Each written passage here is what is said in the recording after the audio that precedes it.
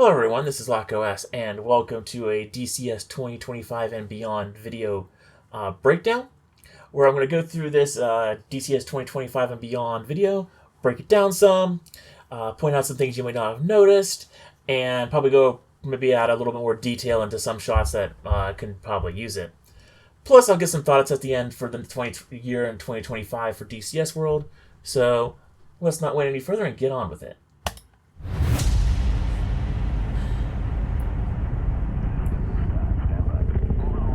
So, going down here, it seems like there's going to be a lot of footage up here in the first part of the video showcasing the combined arms functionality on both the maps, and in game, like showcasing like this is kind of what it looks like in game, but from like a tactical perspective, here's what it looks like on the map and like how it affects gameplay. Really looking forward to this. Combined arms slash dynamic campaign. I think we're going to have a lot of game. And hopefully they get this implemented in. You can see the front line. Some work visuals. And it looks like the fire effects, by the way. If you pay attention to the fire effects in this game, it seems like they got a... I'm not quite sure if that's a thing or not. I'm not quite sure if it's going to be very recently implemented, or if it's just something to kind of work on. Also, a lot of footage of the Iraq map in these past few shots. Just cool. Behind, and a Folga Gap map. F6F Hellcat, by the way. Now, DED really hasn't mentioned too much about this aircraft, but this will be cool if they can sneak it in this year. Along with a Pacific Theater of Operations map in the form of the Marianas World War II map. So, this is probably definitely one of the World War II aircraft I'm looking forward to the most. I've always liked carrier aviation in the Pacific during World War II. It was more of my thing than the European theater was the Pacific theater, so definitely looking forward to the Hellcat.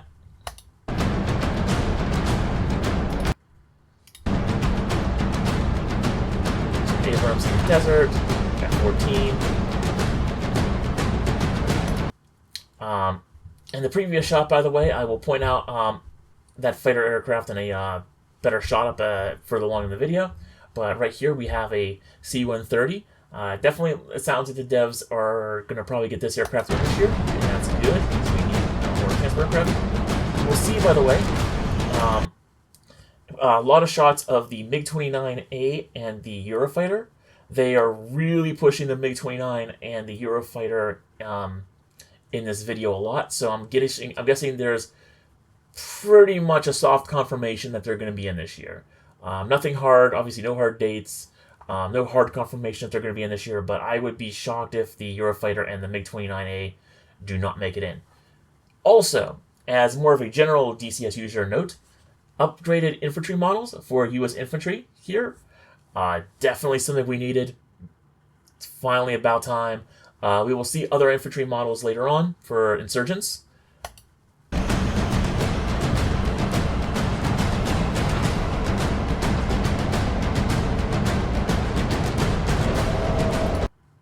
Also showcased a decent bit in this video, not quite as much as the Eurofighter and the MiG-29A, is the F-100 Super Sabre.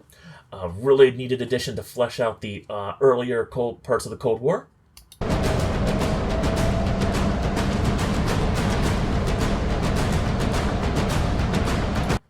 Oh, just missed it. There we go. All right, time to talk. This aircraft is known as the JAS-35 Draken. If you're familiar with the Ace Combat Zero series, this was one of those aircraft that's appeared in Ace Combat Zero, and that was kind of its introduction, at least to me, of this aircraft type. And it's kind of a very it's an aircraft type that people probably don't think a lot about, and it's probably something that like only those hardcore aviation nerds want. But I'm looking forward to it in game, even if it's just an AI asset to start. Heapler has talked about having this as a very likely candidate for a full fidelity module way later down the line. However, Heapler's plate is kind of full at the moment, so do keep in mind that. This might be a full fidelity module way later down the line, but they're going to release it as an AI asset, and it has been talked about being released as an AI asset since the days of the Vigan getting released, so do keep that in mind. But I will take any and all new AI assets.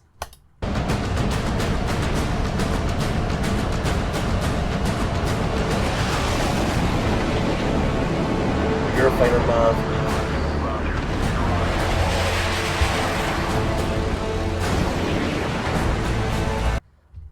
That shot of the F1, this might be an upgraded F1 111 F117 Nighthawk model, which would be nice because the current I believe have the Nighthawk as a model as an AI asset in DCS at the moment. However, the model for the Nighthawk currently is bad, so hopefully this is a new model for it. Eurofighter. That wasn't a good shot, but that was I think that was a Japanese Zero. We have the MiG-29A here. This thing. Work footage. I do believe that is a. This might be an S400 system. This might be. I do know that the S300 got a model update, but this actually right here might be either a further model update, an additional asset, or it might be just a new one that I haven't really seen a whole lot of.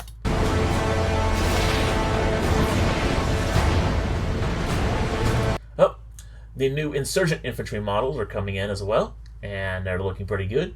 And we definitely needed more updated insurgent models, so I'll take that.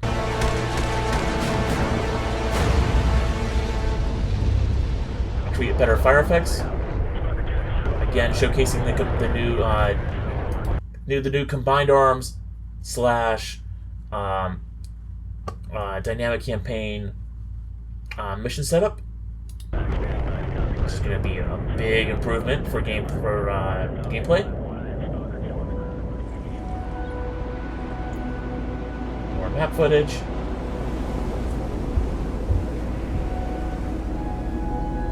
South Atlantic map looking good.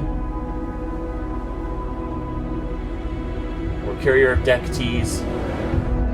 But no A6E AI model to see. Much sad. I do believe that's a MiG-29A cockpit right here.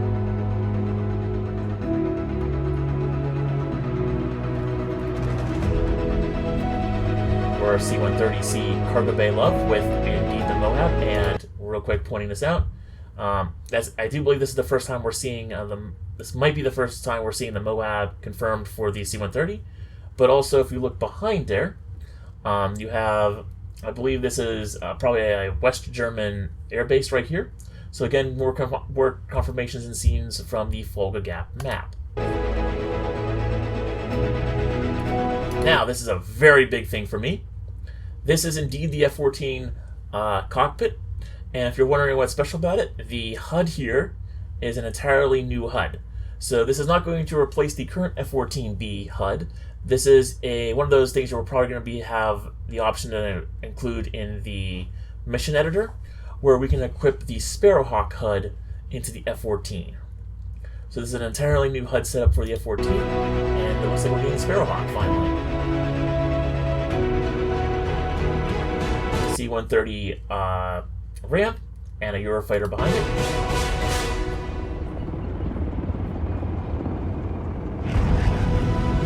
More Iranian F-4 Phantoms, more Polish MiG-29As.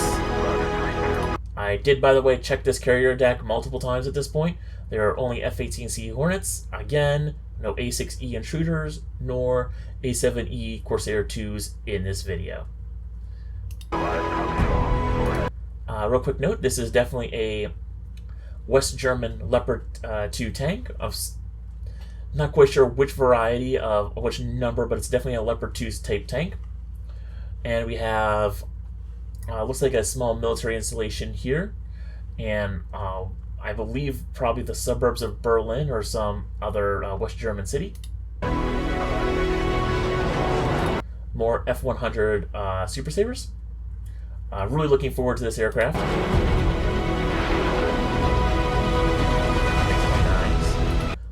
This is definitely Berlin. You're going to see a lot of footage in upcoming of Berlin, and I can definitely tell that it is Berlin, because I'll point out like a very famous monument later on. This is definitely, now for here, I can definitely tell this is Berlin because of two things.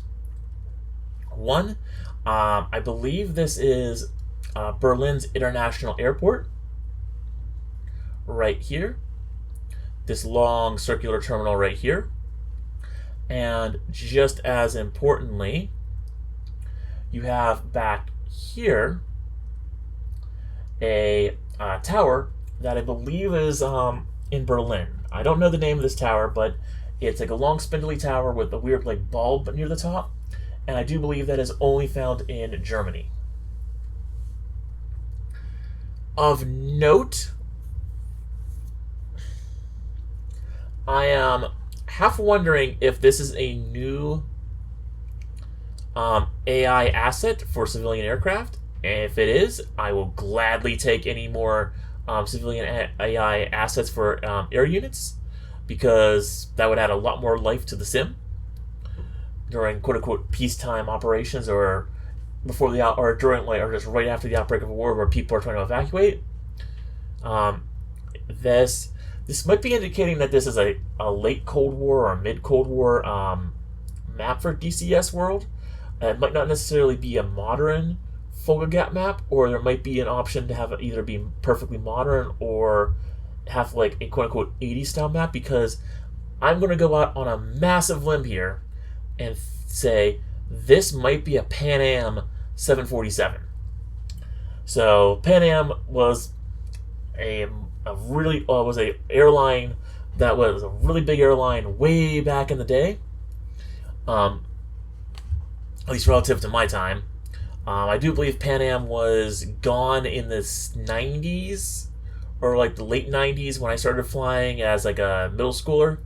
Going on trips with my parents, because I remember whenever I went to the terminal growing up even as a little kid, I don't think I've ever seen a Pan Am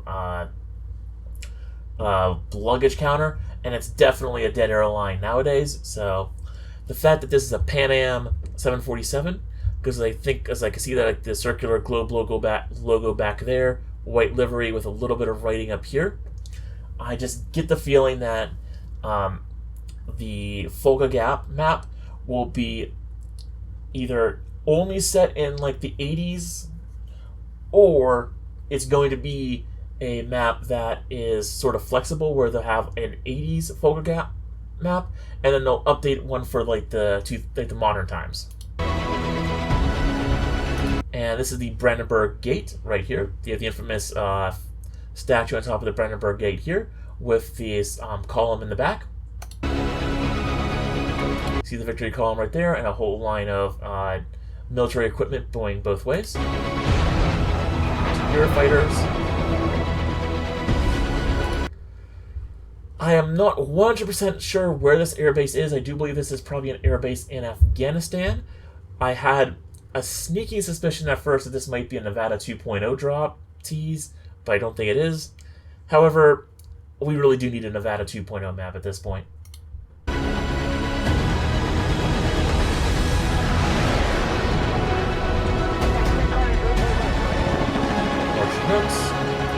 Definitely, again, Folga Gap map. You can definitely tell this is the Folga Gap because the tree types, just generally how green and vibrant everything looks. Also, this poster back here with some famous communist leaders back here. That's definitely indicating that this is probably a at least an East German base, if not a East German base period, and we have infantry, we have troops like moving in. More shots in Germany, more Eurofighter shots, more F-15C shots, and that'll become important later on. This is definitely an East German city. This is a T-80 type tank of some variety. I forget which exact variety it is. And then we have MiG-29A fighters up above.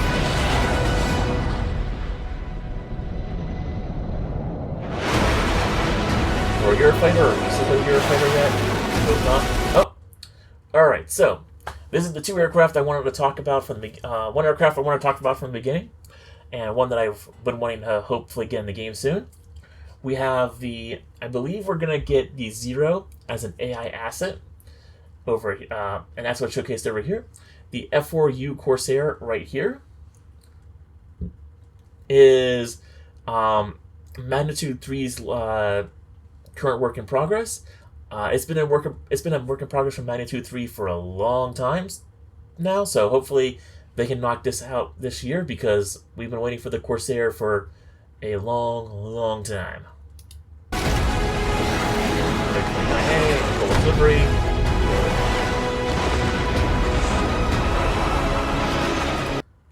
One last shot of the hunt. Eurofighter.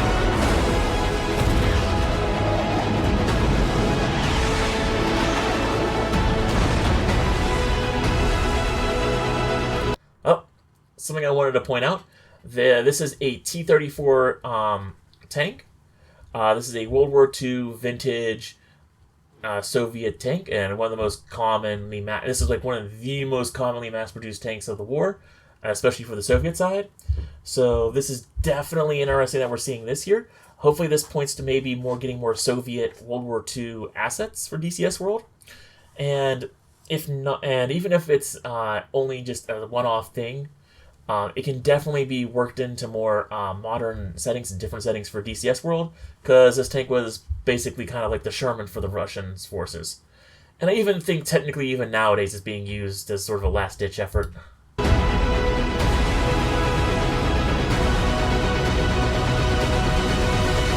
We're dropping from the C-130, or Folga Gap map goodness. Last updated shot of the photo of an infantryman. One last shot of the C-130. Right. In fact, let's go back. Now that we have paused, see if we can slowly find that.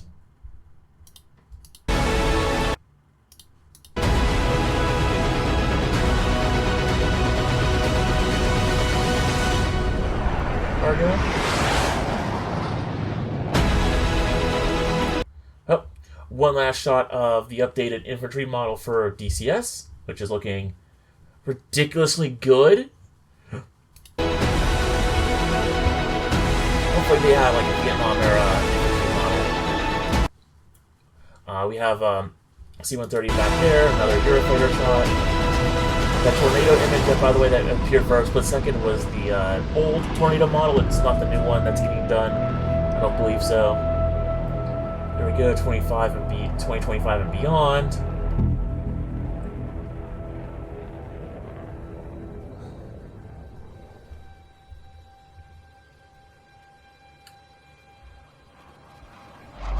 Alright, coming to DCS. These are the two aircraft. One was a minor surprise, if only because of the fact that they have the Fling Plus 3 version of it, and it's the full fidelity F-15C. However, people have been clamoring for a full fidelity F-15C, so smart choice by ED. This next choice, however, is definitely something out of left field, and something that everyone thought was a joke when people would bring it up as a want, but we're getting it. Apparently, ED has been, according to Nine Line and Big Newey and the crew, they've been working on this for quite a long while. They've been gathering up resources and information on this for a while, and including a lot of open source documentation that they can find, and they're going to try and simulate it. So, the aircraft is a F-35A Lightning II. So, yeah, now, keep in mind, this is an F-35 Lightning II A model. So the A model is the Air Force model. This is not the F-35B, which is the Marine Corps VTOL version, which would have been an interesting choice, if a bit odd.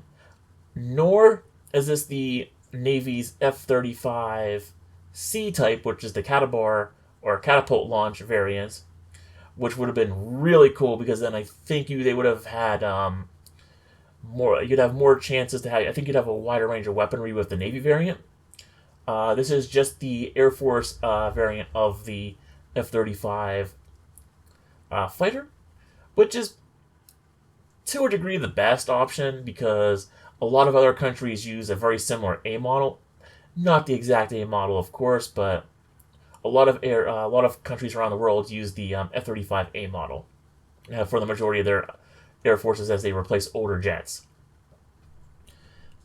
They have mentioned the possibility of going back to doing the B and C models. However, DCS doesn't have a great track record at the moment of going back and doing the other dash models of aircraft. So you have to hold your breath, but F-35A, it's definitely a welcome and interesting surprise.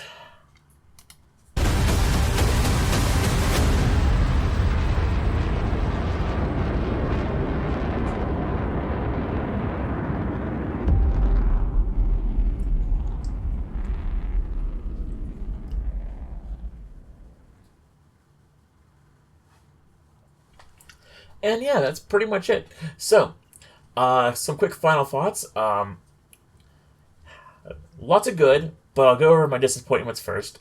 First disappointment is that the F6F Hellcat and F4U Corsair didn't get a little more screen time. It seems like Pacific Theater World War II has been put on the back burner, or something that is only being very slowly worked on, which is okay, but it's kind of a little sad.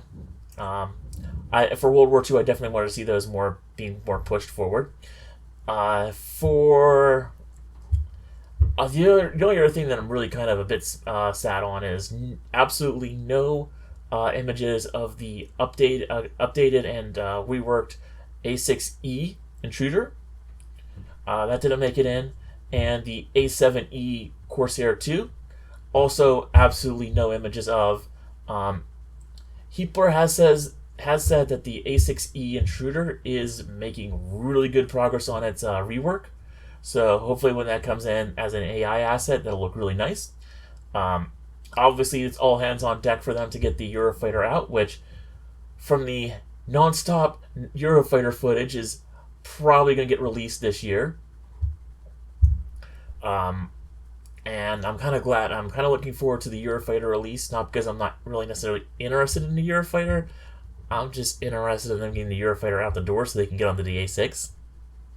So, but it's not the end of the world because I do remember a while back they were sort of up in the air if they wanted to do either the Tram or the Swift version of the A6E, and they had all the documentation for the Tram model, but not the Swift update, which is a further enhancement on the Tram model, which is going to add basically a ton more weapons. It's just they need more documentation, so hopefully another year or two passes and they can get all the documentation to like implement all the other weapons.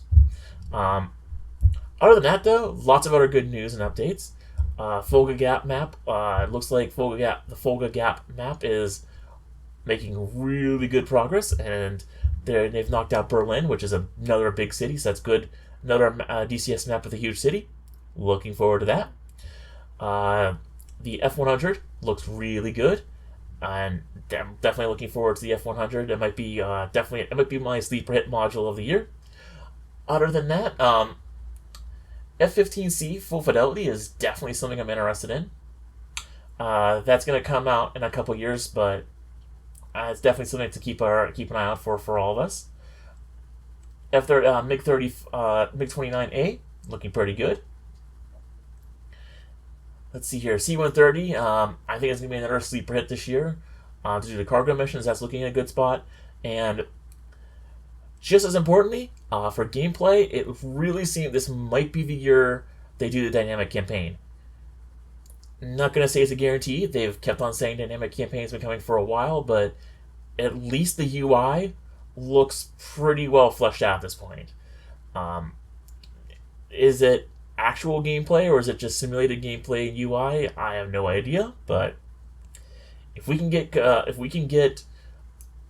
the dynamic campaign working at least at a basic level to start, that would be amazing. Also, props out to the updated infantry models. We've needed those in DCS for a while.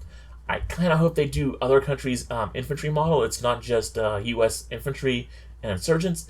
It would be cool if we got like German, French, or at least German and British infantry, especially because if we have the Folga Gap, it'd be cool to get some like German infantry. So, anyways, I think I don't want to ramble on for too much longer.